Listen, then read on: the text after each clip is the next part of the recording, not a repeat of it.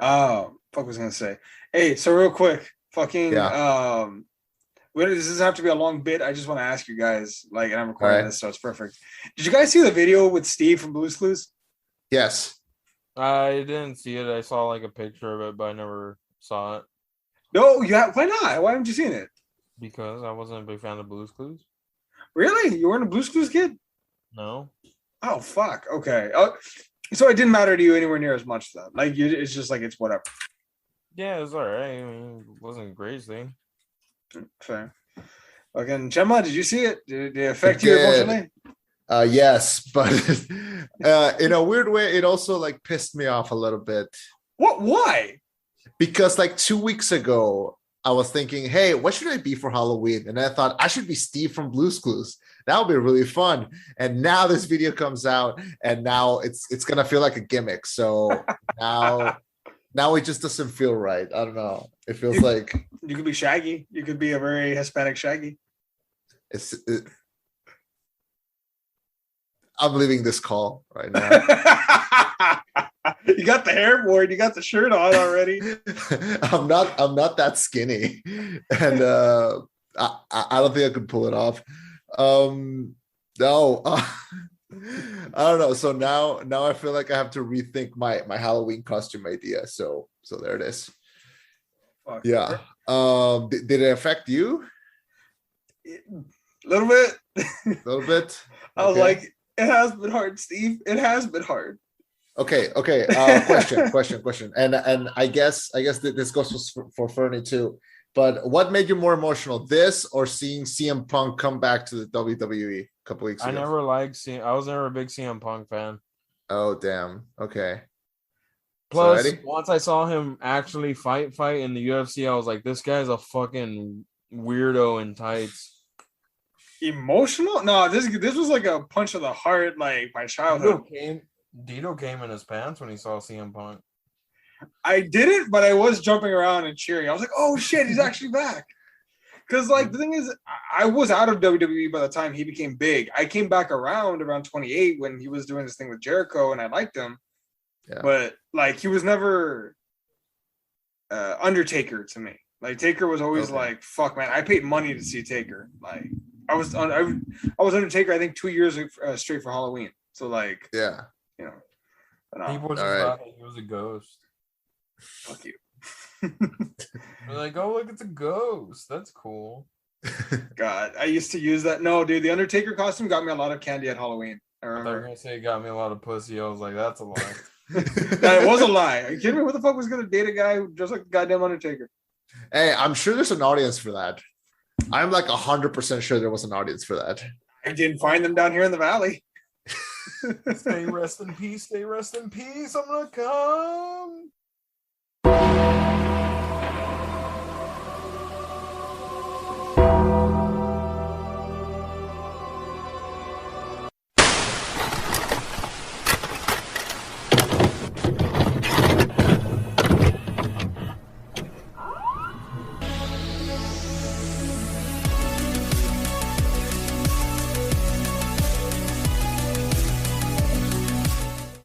Thank you for welcoming us into your headphones. My name is Chema. I'm Eddie. This Fernando from the rollback. Reviewing Shang-Chi and the Legend of the Ten Rings. And is this the rollback. So we all saw this movie within the last like 4 days, 5 days of each other. I saw it on Friday. Yeah, I saw it on Friday along with Chema. I saw it on Monday on Labor Day. Okay. Yeah. So we got a new Marvel film. We got a new character, a new chunk of new characters so we can play around with. So this should be fun. So Shang-Chi, the Legend of the Ten Rings. You can't outrun your destiny. Shang-Chi must confront the past he thought he left behind when he is drawn into the web of the mysterious Ten Rings organization. So new Marvel film, new face, moving on to new characters. We got a new main character. We have new powers, new everything. What do we think? Is the MCU in good hands moving forward? How do we feel about Shang-Chi? Who wants to go first? I think Shang-Chi's the better version of what they wanted to do with Iron Fist. I agree. As someone who watched both seasons of Iron Fist, I can agree. I'm sorry to waste your time on that second season. Yeah, but you know what got me? It was that episode of Luke Cage where he popped in, where I thought this is the Danny Rand I wanted to see, and then that's where they left him. They just didn't do anything again with him. So yeah, I'm gonna agree. I think ever since they did Doctor Strange, the MCU has been trying to add a little bit of magic to this very tech centric universe, and yeah, we saw dragons and we saw magic in Iron Fist, but I think this one did it a lot better. And we have a good lead, we have good side characters, we have a great villain. The action, the hand-to-hand combat was great.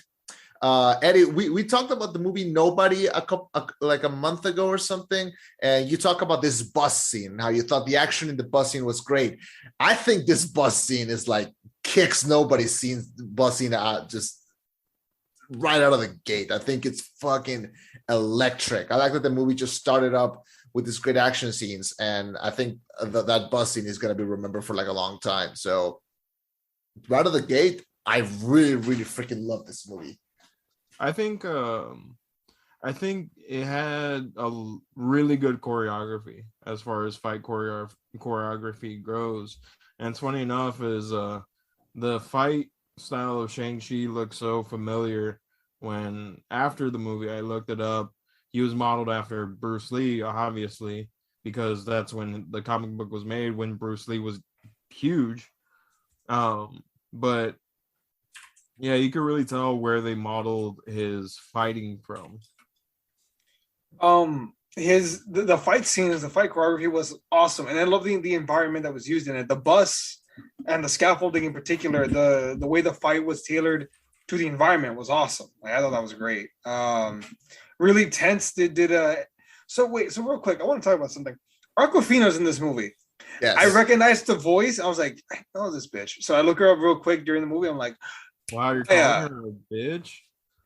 I recognize this lady. I recognize this person. There you go. Yeah, she was the dragon in Raya, right? Yeah, she was the dragon Raya in The Last Dragon. And she's still hilarious. Like, she was funny in that movie, and I thought she was hilarious in this one too.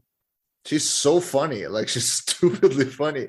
I first saw her in the sequel to Neighbors. Neighbors 2 Sorority Rising. She was one of the sorority girls. She was so funny in that. She was great in Ocean's 8.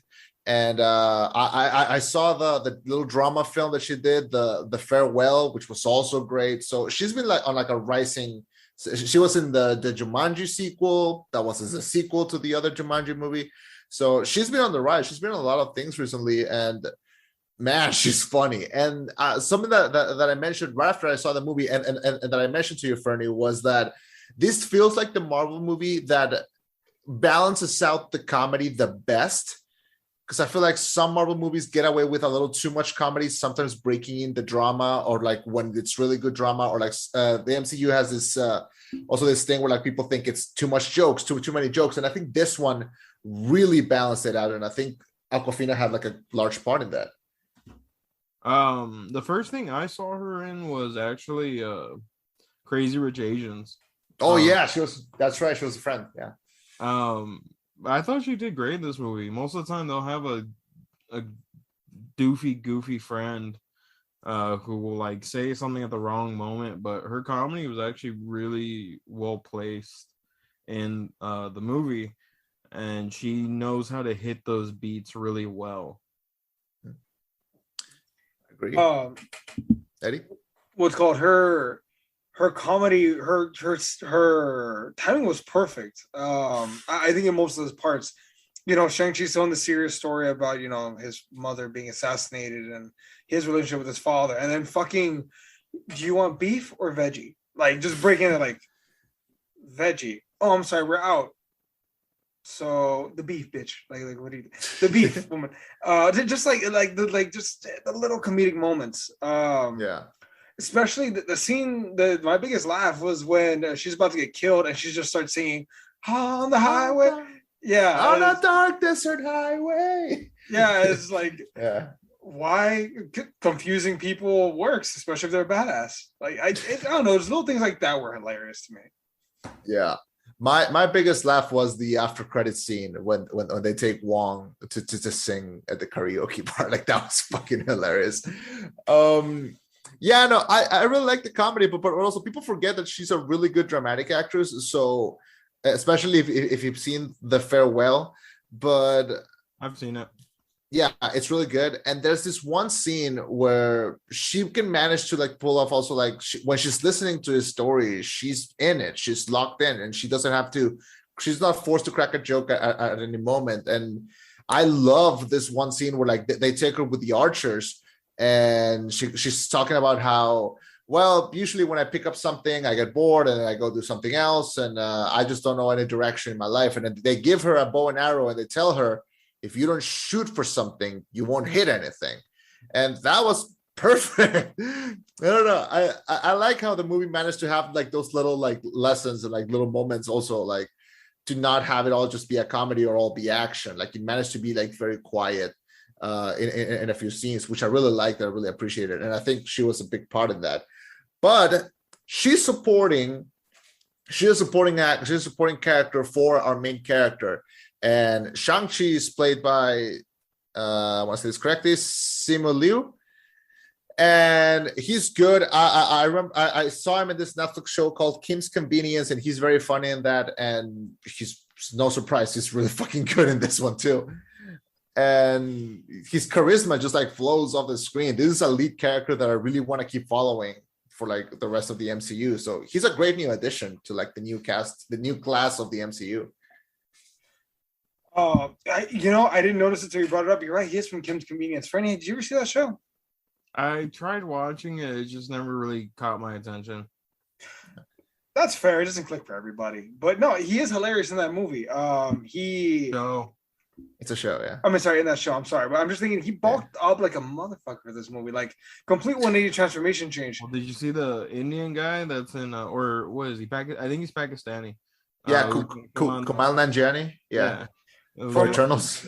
He's gonna come out in Immortals. Yeah, the Eternals. Yeah, and he even said, I think on the post that he put, he's like, "Look, I don't normally do this, but I'm really proud of the progress I made. So here's my picture." He and I both we're all proud of him. It's the Marvel water. Yeah, because I used to watch him in Silicon Valley, and he was like this scrawny, like really skinny kid, and then he just boom, like now. I mean, if anyone that signs up for Marvel, they're like, oh yeah, this contract comes with free 8-packs. Like just they just come with the contract. So yeah, he's great. He's funny. He's very funny in like interviews and stuff. I'm surprised they didn't like. I know that his character is supposed to be like more serious and everything, but I'm surprised they didn't cash in on that. Because like his character is serious, he's stoic, he's like a little bit more centered. I'll probably to balance out how funny Aquafina is, but I don't think they should be afraid of letting him be like a little bit more, charismatic and stuff. So I'm sure they're gonna cash in on that when they do a sequel or when they make him pop up in like another movie. But he's great. He's a great main character. And yeah, can we talk about the villain for a bit? I was gonna say. Is this the first MCU movie where they have a parent versus child thing, with the exception of Gamora and Thanos? I don't think there's been like a parent versus kid thing going on. Am I right? Guardians 2, I guess. Yeah, that's right. Yeah, but I feel like this guy was a better villain than Ego. I don't disagree. I think this villain was pretty on point. Yeah, I thought the villain was really well done in this movie. Again, Marvel goes for it's funny that Marvel kills people in these movies without really like doing it too flashy to the point where you're like, oh my god, like that person was murdered. Like it's more comic booky, which how it should be. It's not like this overtly like slash blood squirt. It's just like, well, this is a comic book movie. This person was killed and that's it. Yeah. But it's not just that, it's also like his motivation. Like you can see, it's kind of cool to see like all his past kind of ended up coming back to him. Like even as he tried to like put it in the past, he just couldn't. It was always bound to come back. And he even says like, I should have never put those rings back again, but I did. So now I have to pay for it. And lived as he died. A tragic villain, I think. But and I think if we were in that position, like you're hearing your dad's loved one's voice talking to you. Mm-hmm. And you have the power. You've been in a position where like you controlled armies. I don't think his reaction is that far-fetched. I think it's pretty on point. I think it's what anyone in that situation would have done. And I don't know. I don't think I'm gonna forget about this villain in a while. I think I'm gonna keep remembering him. I think he's Killmonger-esque, where like he's a great villain. It's a shame that they killed him off so early. I think they could have done a lot more with him. Like what? Exploring him, like can he make up for the if he had stayed alive, right? Imagine if in the sequel he's trying to a redemption arc, trying to make up for his past sins, because that was one of the things in this movie was the shit that he did in the past got his wife killed. So now you're talking about Thor 2, because Thor 2 is supposed to be a redemption movie for Loki. I guess. Well, I don't think Loki was this like comic book of a villain. Granted, he did invade. Hold on. Let me rephrase. Hold on. Of a villain. Hold on. Let me rephrase. Loki was too charismatic for us to just write him off as a one-time villain. He was too good to just like go away with the Avengers. Can you imagine what the MCU would have been like if he had just, Avengers, he's gone, he's done, game over, no more. Loki is like the 7th Avenger at this point. Like he's been such an intrinsic part of the MCU. Like look past the original 6 and he's in the background. So I think I get it, the whole like Loki's redemption in Thor 2, but I think his redemption story would have been more interesting because he can't lean on charisma.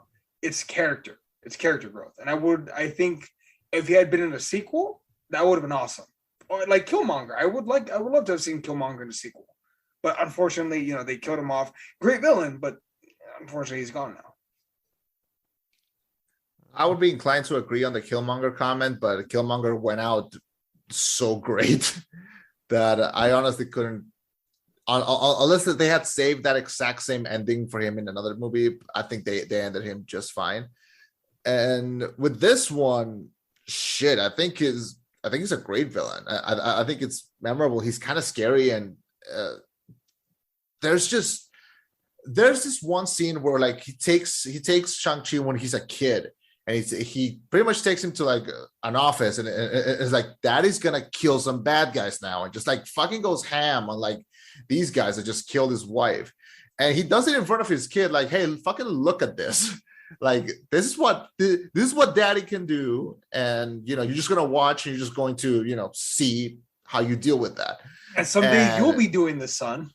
Yeah, and that's fucking crazy. I mean, you have to be like a very twisted kind of person to like think I'm gonna take this is not like take your kid to work day. Like this is fucking insane. So I don't know.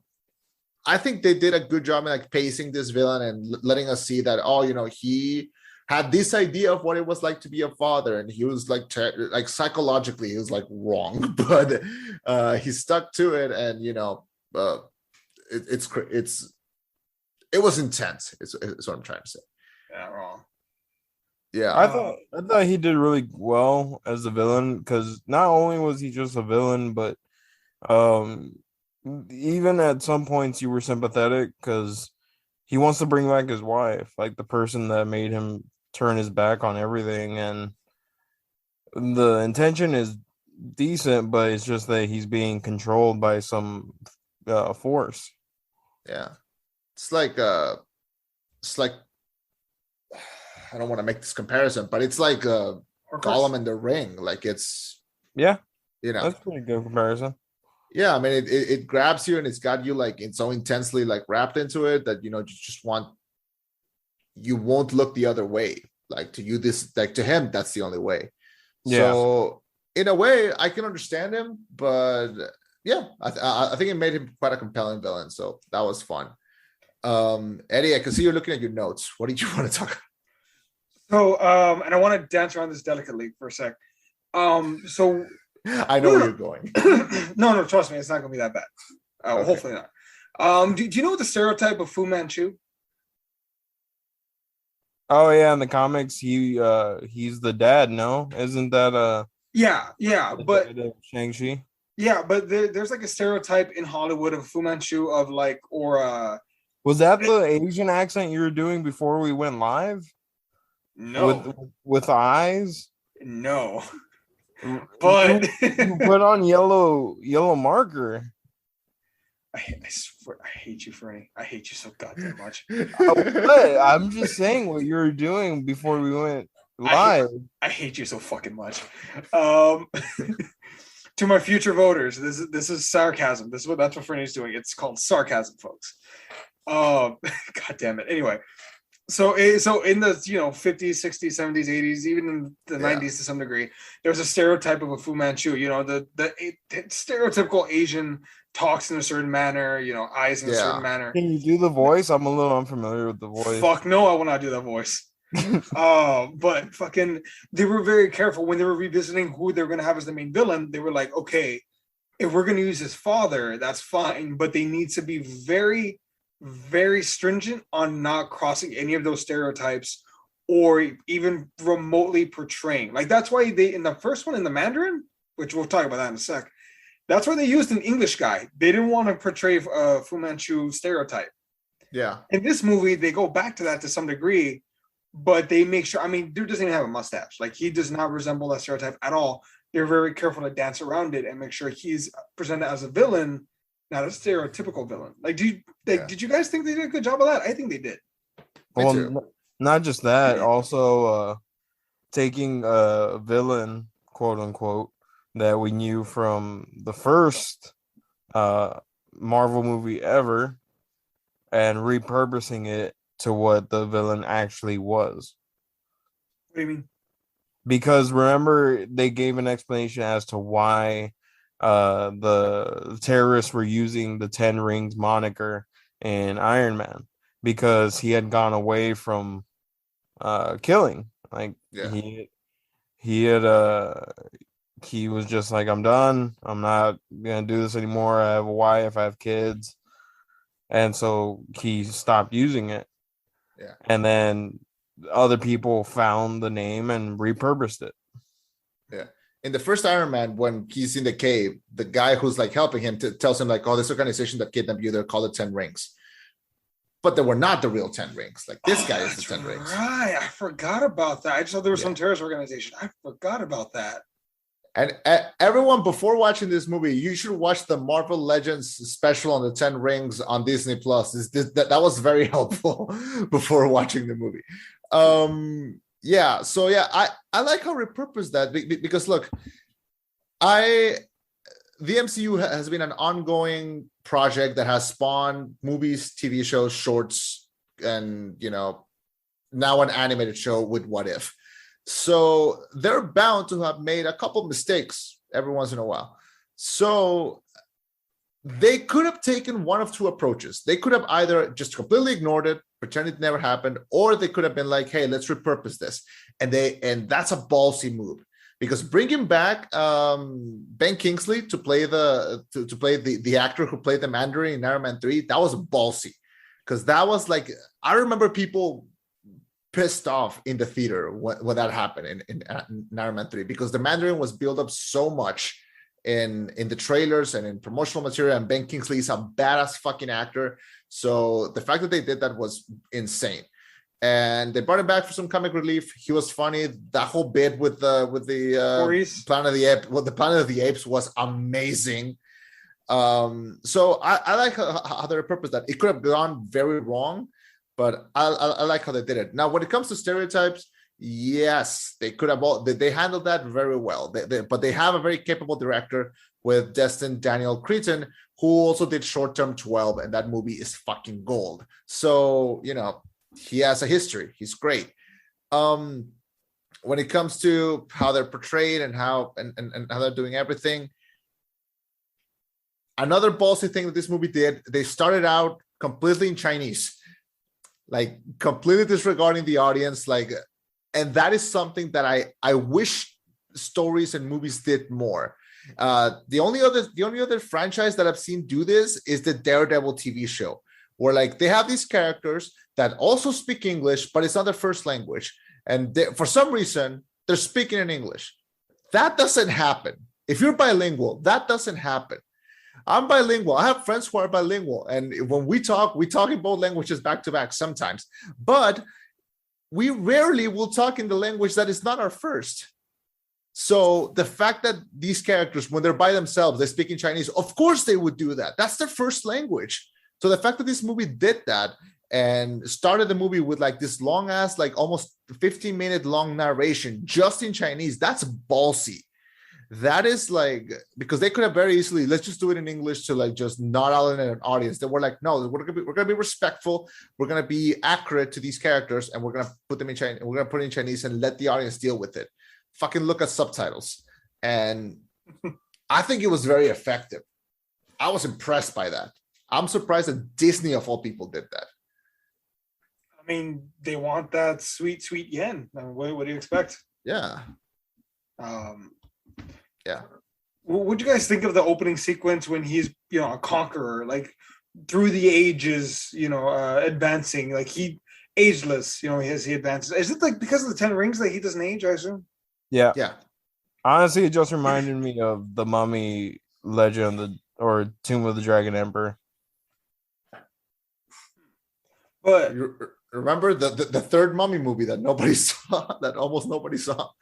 That actually was my favorite movie until I saw the first two. Then I was like, man, these are good. The third one sucks. Oh, I forgot. You're the cool guy. You don't watch movies when people like them. You watch them on your own time, and then you're like, you know what? They're pretty cool, I guess.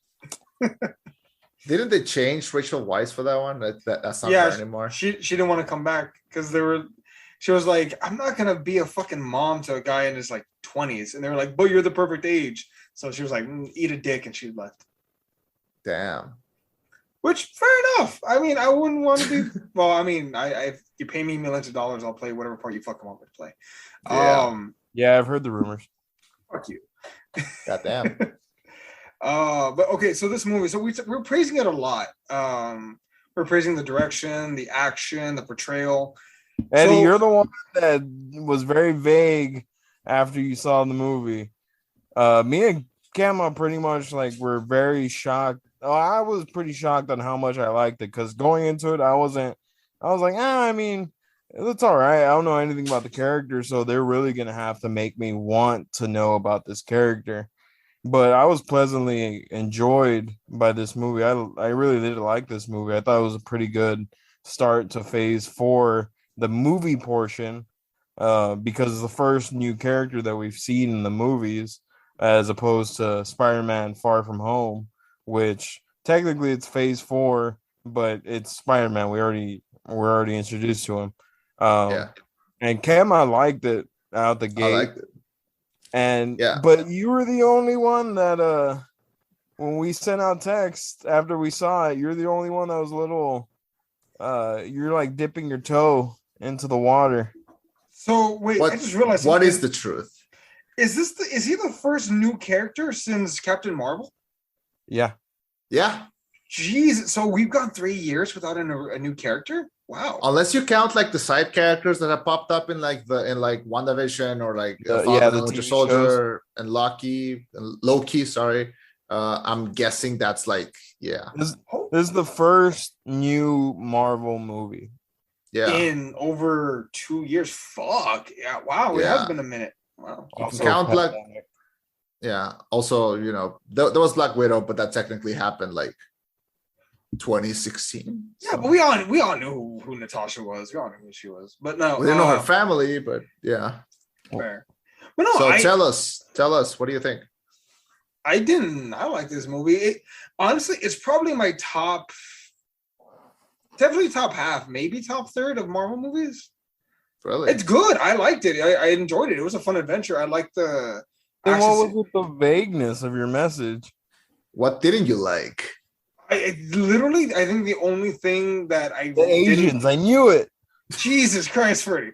No, it was the fucking ending. And it wasn't the whole ending. I just wish it would have come down to him and his father versus two giant monsters, two giant kaiju going at it, and then they're like eating them.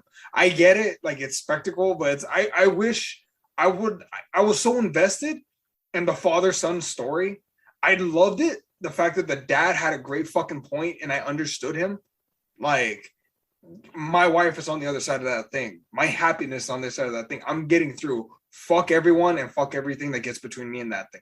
I get it and I liked it. I like the fact that he even pushed his son out of the way.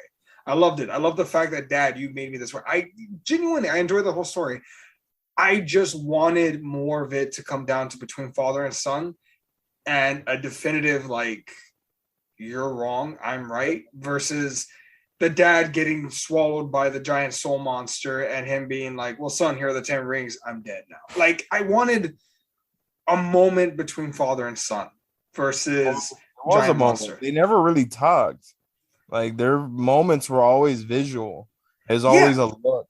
But I wanted, at the very least, resolution. Like, I'm just like, son, I'm sorry. Or fucking, like, Dad, like, I told you. Like, I wanted that moment. And literally, if I had gotten that, and I know, I'm being picky little shit.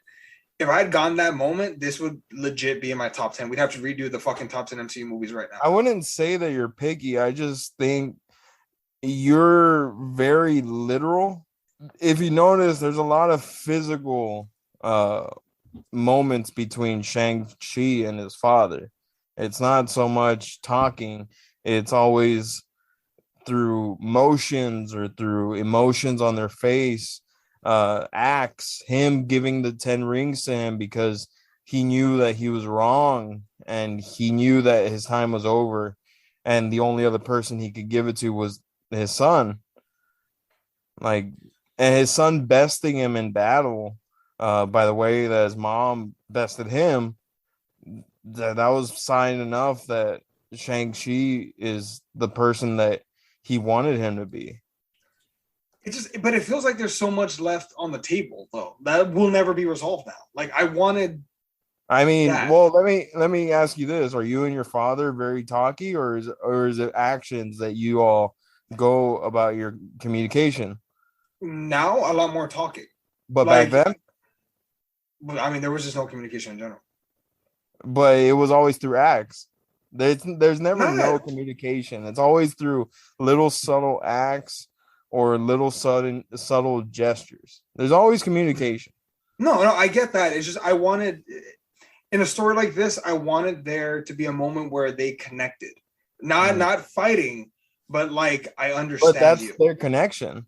No, I get that, but I wanted it in a different way. Like, I would have rather them had a conversation, even at the end of. Wait, so I'm not wrong for just wanting them to fucking talk. Like, no, you are wrong. Fuck you.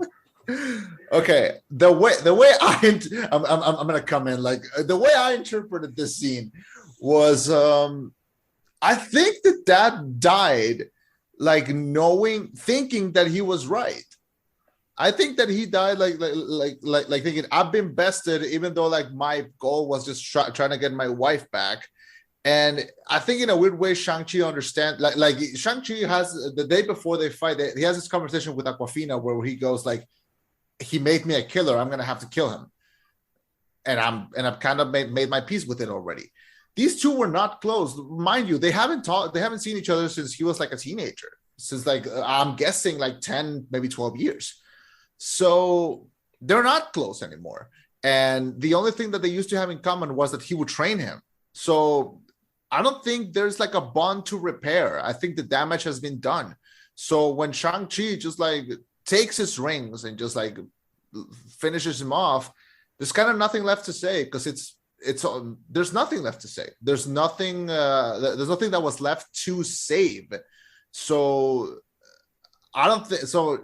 Shang doesn't like go up to him and be like, "You were wrong, old man," and just like punches him to end him. He just lets him die, kind of like just letting him be like, "Okay, die believing that you were gonna save mom.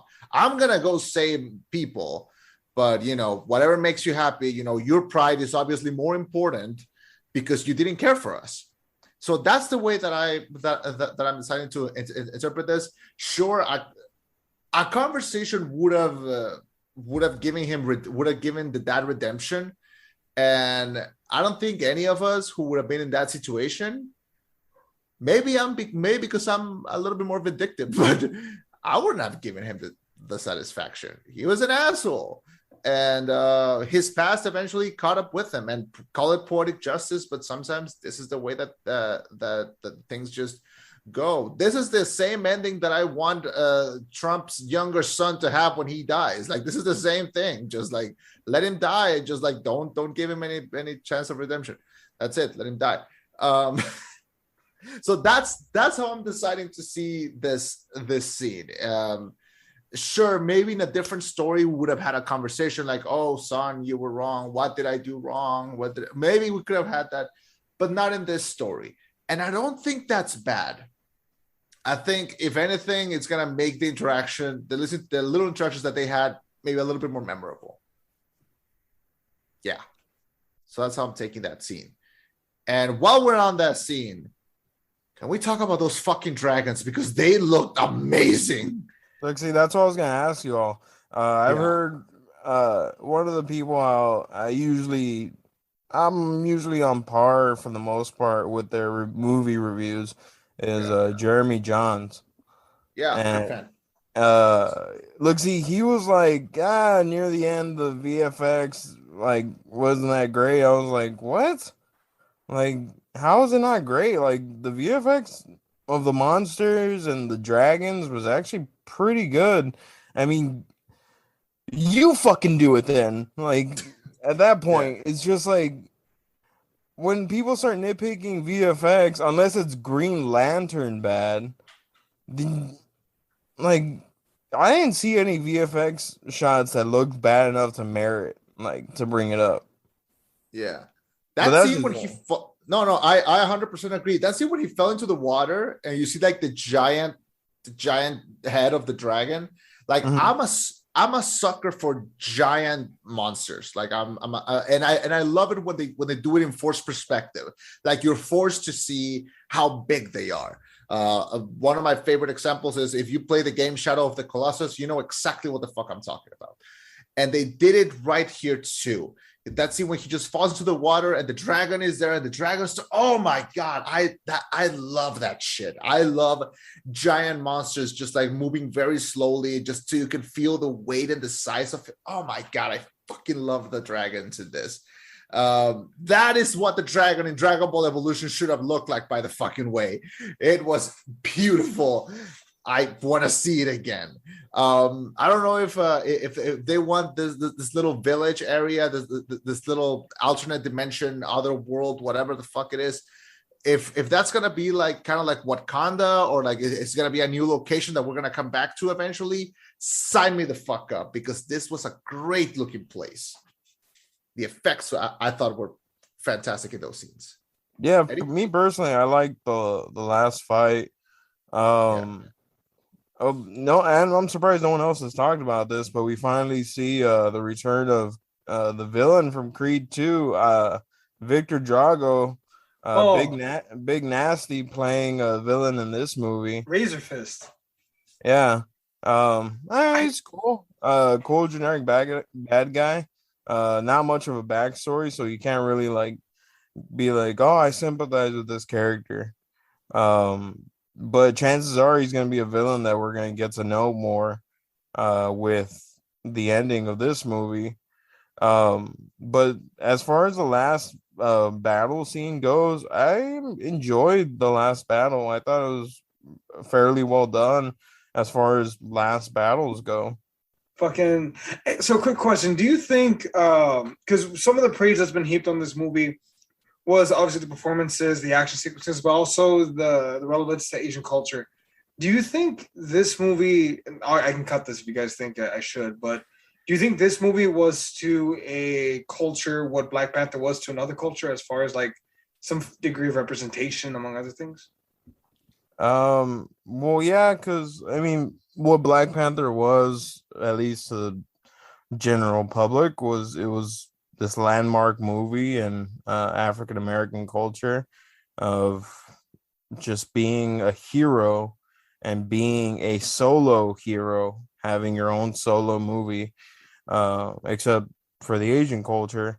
Granted, I know I'd say it seems more Chinese culture than anything else, not Japanese, not uh, Vietnamese, not Korean or anything of that sort. It seems more it's aimed to the Chinese market. I think culturally this movie did more good than harm. So I don't know if it's gonna be exactly what it was for African Americans and Black Panther, but I think it's a movie that did more good than harm. And after Disney did the live action Mulan, and that was a fucking stank, I think this one like balanced that score a bit. Was this movie everything Mulan wishes it was? I mean, what you mean? Way more fun. Yeah, fucking Mulan, they just took it completely serious, took out all the fun shit, and then just became a boring fucking movie. Yeah, and this feels like for the first time in like a long time, I feel like I'm gonna have a lot of fun rewatching a Marvel movie, and I think this one's a great one. I'm surprised no one brought up the fake Abomination. Oh, it is Abomination, isn't it? No, it is. It wasn't Abomination. It's even voiced by the same actor. It's even voiced by Tim Roth again. That's weird though, because Abomination didn't have gills in the whole. But they were trying to be a little more comic book accurate, so they changed they added it. Yeah, but no, that's him. Oh, that is. Yeah. Well, that makes sense. That makes sense why when Wong was taking him back to us to where he was from, you could see the cell from the raft in the background. Yeah. I was wondering where the fuck they were taking him. Okay, that makes raft. sense. They mentioned in Agents of S.H.I.E.L.D. where he is. But that's the only place they mentioned it. Do you think he's gonna pop up in the Thunderbolts? If they ever do Thunderbolts? Who knows? We will have to see, because as far as I know, I believe it's Hulk, and every character he's associated with is still owned by Universal Studios. So unless Disney buys Universal Studios, or Universal finally gives up the characters. I mean, I wouldn't put it past Disney to actually buy Universal at this point. I don't think that'll happen. No, they have Fast and Furious. They have plenty of money. Yeah. God, I can't believe they're gonna finally end it in the next. So, do y'all want to talk about the end credit and the mid credit scene? Sure. What'd you all think of the mid credit scene of them basically saying that they've never seen anything like the 10 Rings before, as far as like an artifact or any sort of like talisman or gear? We see Captain Marvel pop up. We see an un-Hulk version of Bruce Banner. And that was odd because sorry, I'll let you finish, but just let's just clear something out. I want to talk about the Hulk. Okay. The fucking Bruce Banner not being Hulk anymore thing.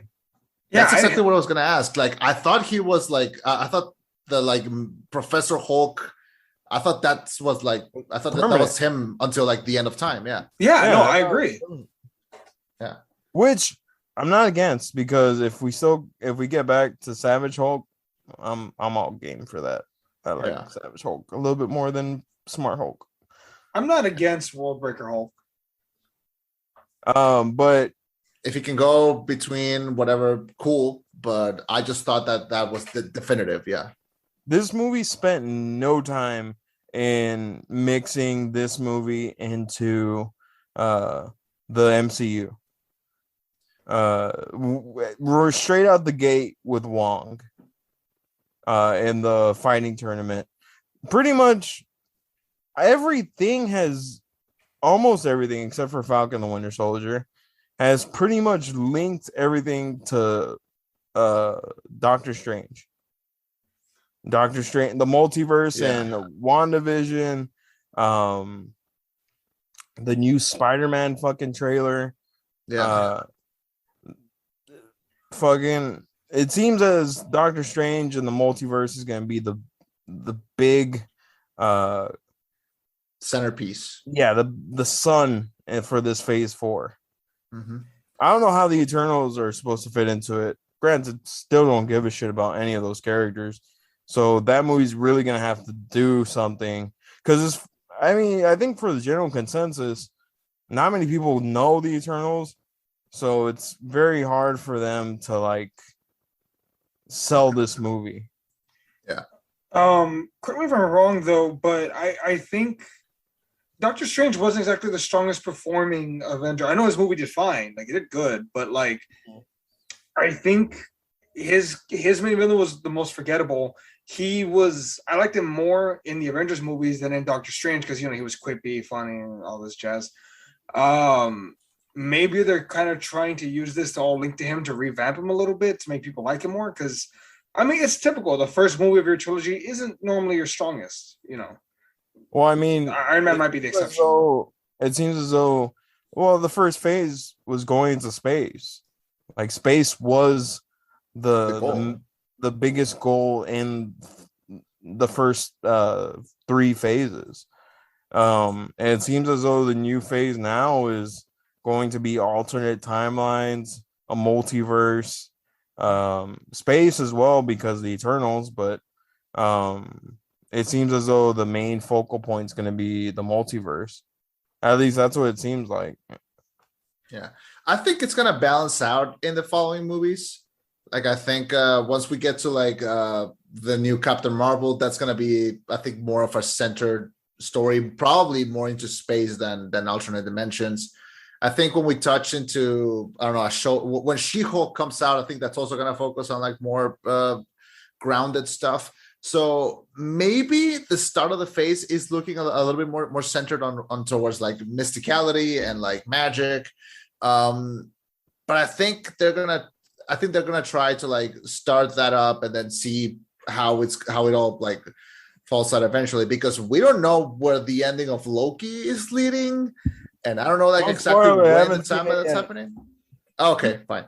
Okay, sorry. There's I know it has to do with the multiverse, but I don't know anything other than that little tidbit. All right, fine. I won't spoil anything. But you haven't finished Loki? I haven't even started watching it. What the fuck? It's Oh, calm down, cool guy. No, but you're the biggest Marvel like fanboy I know. Like, how the fuck have you not watched Loki? Like, I'm a Marvel fanboy. Just because I have the Avengers posters doesn't make me a fanboy. I'm a fan. Yeah, but like you watch. Man, fanboy's not a dirty word. You really like Marvel. Sometimes I see it there, and I'm just like, I'll start it later. It's cool. It's very bingeable. Like, there's only 8 episodes? 6. I'm sure it is. Yeah. I'll probably end up starting watching it tomorrow. All right. You go, peer pressure. I prefer the term fan man. Okay. Is the term okay? You know what? Let's go on a side tangent here. I am a college graduate. No, it's not. It's I'm just following your bit. Busting your balls. Calm down, Eddie. No, like I don't look. There's some shit I don't know about nerd culture. So it's like fanboy, like a bad word. Like it's not those douchebags. You don't know like, about nerd culture. You're one of the biggest nerds out here. No, I don't know everything about nerd culture. So I'm like, it's like, is there something I don't know about? Because there's a lot of shit I don't know about. No, it's cool now to be a nerd. Why do you think we have Marvel movies? Yeah, that's true. Why do you think they're like the blockbusters that they are? God damn it. Oh yeah. No, what else? And DC's playing catch up. So there's something kind of interesting. I had to do it. Hey man. Eddie, before we move on to anything, real quick, just a real little tidbit. DC can go fuck themselves because I bought Zack Snyder's Justice League on 4K. It doesn't come with a fucking digital copy. It comes with a stupid paper that says streaming on HBO Max. Wow. Yep. I would be insulted. That is a fucking slap in the face. But carry on. If you bought a 4K copy of Zack Snyder's Justice League, it should come with a ticket to Universal Studios. Exactly. Like it should come with a fucking Batman cowl. Like it should be. Hey Eddie, I have a joke for you. Sure. Goddamn. Man of Steel sequel. Wait, no. Let me do this. Hey Eddie, I have a joke for you. What? Knock knock. Who's there? Man of Steel sequel. I hate you. Man of Steel sequel. Who? exactly. I hate you. Oh, so I'm deleting both of you. no. I will find 2 new co-hosts. Sure. So Shang-Chi. Yeah, mid-credit scene. I like that they brought back both Banner and Miss Marvel. I mean Captain Marvel. Sorry. Another ballsy move, I think. Bringing them back, reconnecting everything, bringing back those crazy Zoom thingies where they like call each other. I really like that little joke where she goes like, "I have to go. He'll give you my number," and he just goes, "I don't have her number." Like she just shows up. Like I thought that was kind of cool. And of course, the scene where they take him for karaoke is fucking fantastic. I thought it was really fucking funny. Wong is kind of becoming like a pretty cool like side character that's gonna pop up. Somebody pointed out like he's if he's gonna start showing up and like, hey, come on, like we saw you come in. Is he becoming like the new Nick Fury? Like, is he gonna be like the one that's gonna come and recruit people that now? Because I mean, we don't even know if Nick Fury is going to be coming back. Granted, he came out in the end credit scene of Far From Home in space. He's in vacation. He is going to have to. I believe he's going to have either a part in the Captain Marvel sequel or somewhere along the line in a movie. Could we see him pop up in like No Way Home? Maybe. I don't know. I don't think we will, mostly because he's in space and it's gonna deal with the multiverse. And I've fucking given up on fan theory explanations, shit like that. As soon as I see one pop up, I skip past it because I don't want to listen to anybody give me their 2 cents when I know it's not for sure. So why am I gonna listen? Yeah, I just know it has to do with them mixing characters from past Spider-Man movies. Obviously, we get Green Goblin for sure. We get Doc Ock for sure. So it's obviously going to have something to do with that. But other than that, we don't know for sure. But I think No Way Home is just going to delve more into the Doctor Strange multiverse aspect. While servicing Spider-Man. I wonder. Honestly, I wonder though if Doctor Strange and the Multiverse of Madness, if it's gonna be like this explosion of like all these possibilities going into one. Like you guys know what Infinite Crisis was, Final Crisis, or make them aware the multiverse exists and then like streamlined into one. I wonder if they're gonna pull some shit like that, where like they're just gonna be like, look. This is this. That's one. He's redirecting everything. He's gonna be teaming up with Wanda for that movie. So Sam Raimi is directing it. So it's either gonna be a battle between him and Wanda because she wants to find her kids, and he's not one to really mess with the multiverse. So who knows what that's gonna go? That's gonna go like. Well, I mean, there is a version. There's a wait, Ferny, you've seen WandaVision? Yeah.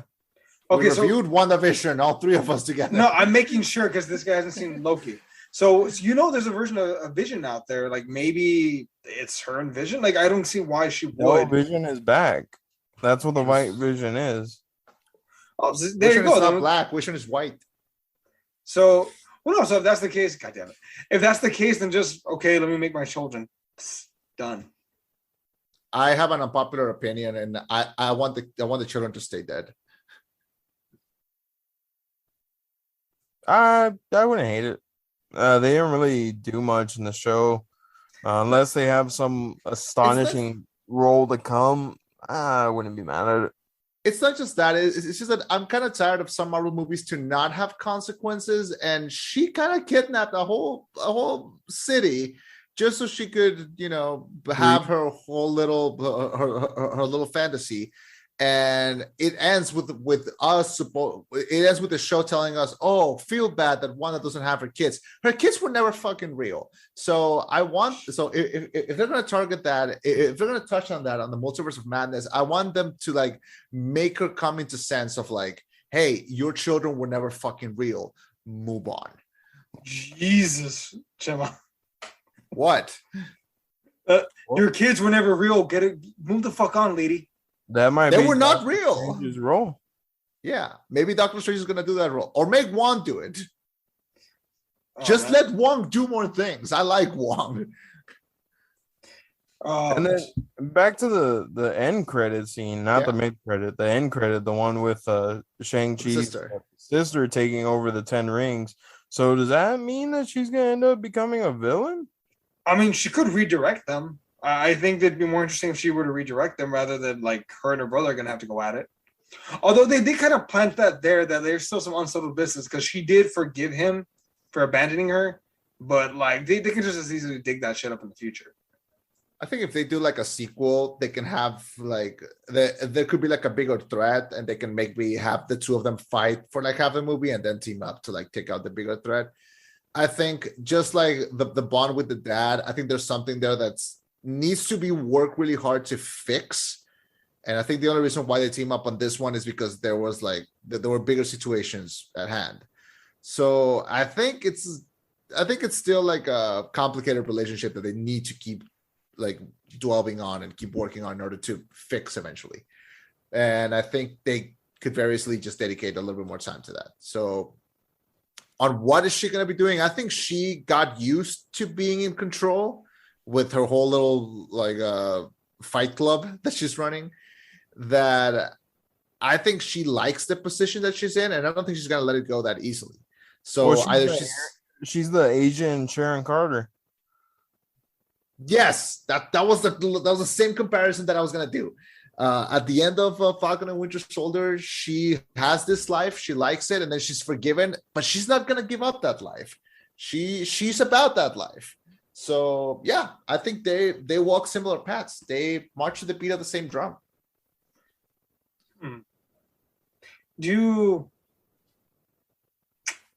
What if they give her own TV show running the 10 rings, like her own side story, and then it loops around. I don't hate it. Like kind of like Captain America and the Winter Soldier, like the show. Like I'm talking to the Winter Soldier, but she reoccurs as like a secondary character in Shang-Chi. I mean, I wouldn't mind it. If anything, what the shows did was show us that these characters can be delved off into their own separate avenues and pushed off into these limited series to flesh them out, and it'll work because it's going to end up putting them in a better spot in whatever team up movie they do next. I mean, if anything, they've showed us that the formula works, because I didn't want to watch a show about Wanda and Vision, and I was fucking there every Friday. So they have my ass. So I'd watch it. I'd watch a show of her running the 10 rings. I'd watch a show of Wong getting coffee. Like, honestly, they nailed it. They know what they're doing. So yeah, it works. Is there anything you guys specifically want in the future from him? Like, do you think he'll lead the Avengers, or do you think he's going to be their powerhouse, or like, what do you think in the future? We don't even know who the leader is at this point. Yeah. We don't have we have a new captain, so we do have a new Captain America. We have a new Captain America. Where we still have Hulk, we still have Captain Marvel, we still have a couple more people there from the old team. And I think we're gonna get a new batch of younger Avengers.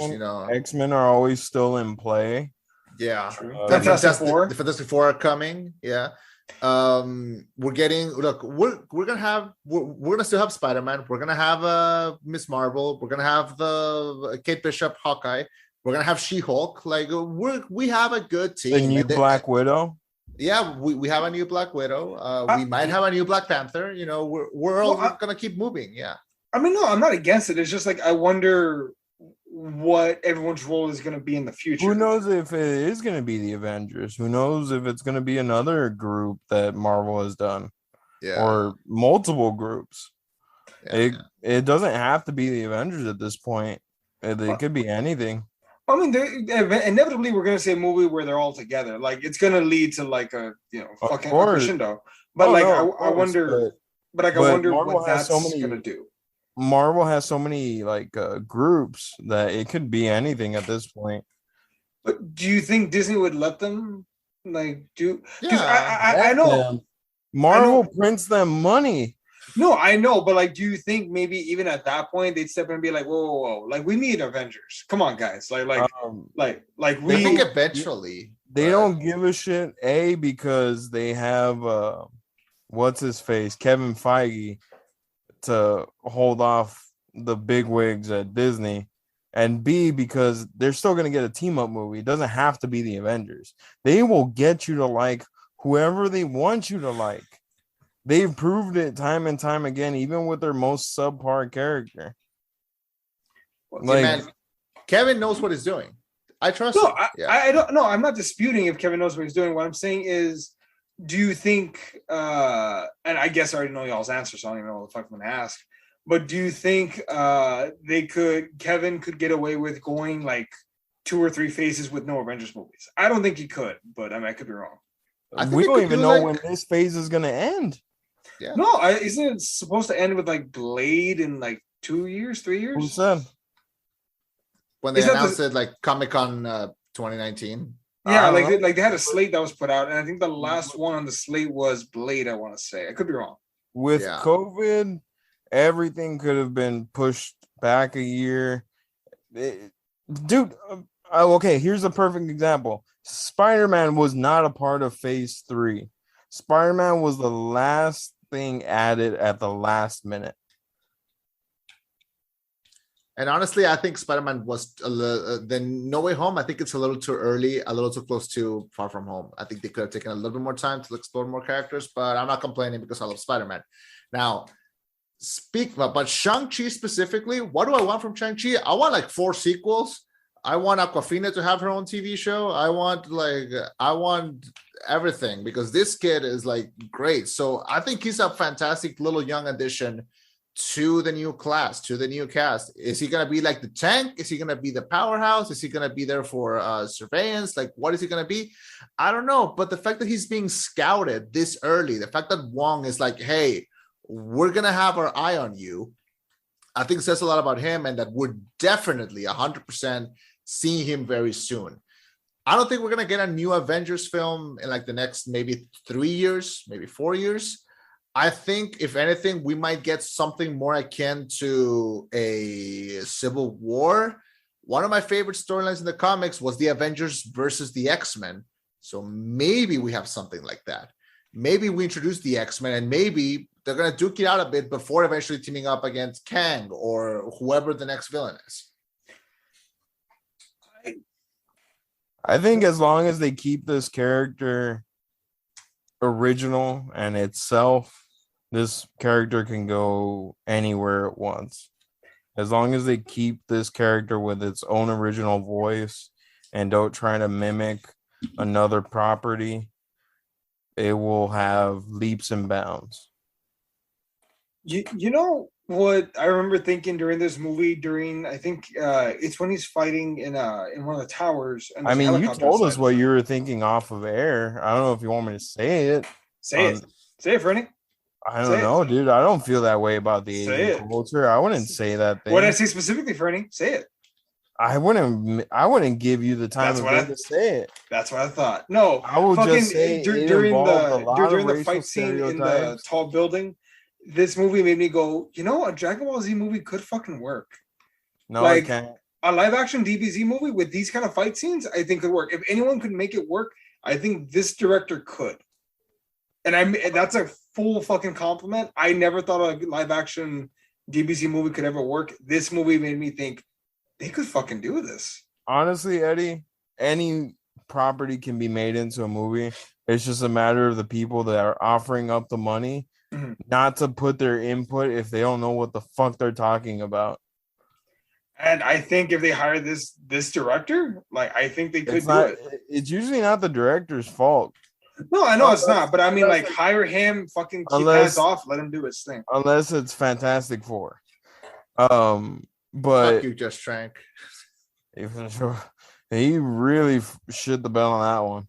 Yeah, which kind of sucks because what was his previous movie? Chronicle. A Chronicle. I like that movie. Which wasn't also damn. End of Watch or no? No, that's Antoine Fuqua. Sorry, completely different person. I thought he did a movie with cops. But the good thing about Marvel, as opposed to another Disney property like Star Wars, is that Marvel has really good leadership at its head in Kevin Feige. If they keep Kevin Feige there, they can accomplish whatever the fuck they want to accomplish. They even brought James Gunn back. That must have been a difficult conversation to have with your bosses. Honestly, I don't think they had any intention of firing him.